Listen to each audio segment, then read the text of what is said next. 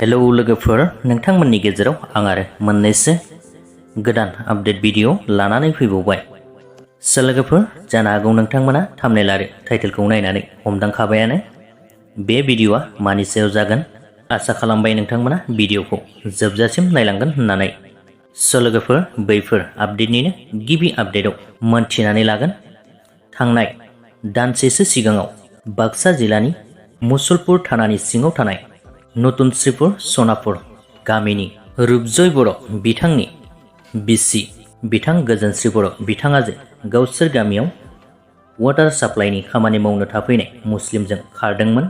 बे खारनाय आइजो गोजोनश्री बर' बिथाङा दायो गावनि गिबि हाजबेन्ड एबा रुपजय बर'नि न'सिम फैफिनबाय होननानै मोनथिनाय जादों।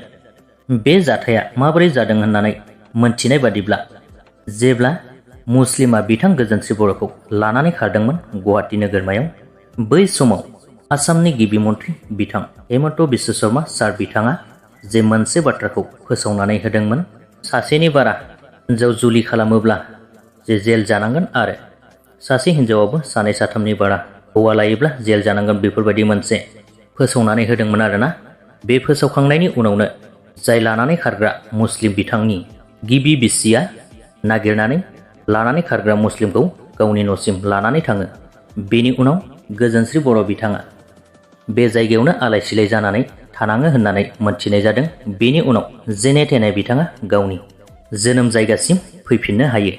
बेनिफ्राय दायो बिथांखौ गावनि हौवानि न'सिम एबा गामिसिम दोनहरनाय जाबाय आरो गामिनि रायजो राजाफोरा मिथिं बायदिसिना खालामनानै दायो हौवानि न'आवनो थाफिननो होनाय जाबाय।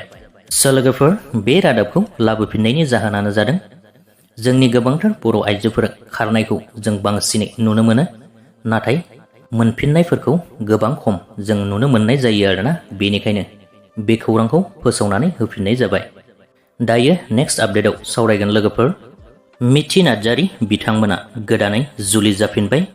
बेनो जादों लोगोफोर, नोंथांमोन गोबांथारानो मोनथिखायो जे बिथां मिथि नार्जारी आरो मिथिंगा बर' बिथांमोना सानैजों गोबावथार सम सिगांनो मुम्बाइआवसो मन्दिराव जुलि जादोंमोन आरोना।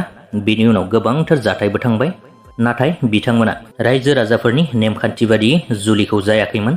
बेनि थाखाय बिथांमोनखौ गोदानै आरोबाव जुलि खालामनानै होफिननायखौ नुनो मोननाय जादों। नाथाय बियो गोथार जुलिथ' नंलिया, मानोना आलासि दुमसि बायदिसिनाफोरखौ जाहोनाय आरो रायजो राजाफोरखौ जाहोनायजों लोगोसे जुलि खालामनानै होफिननाय जाबाय आरोना।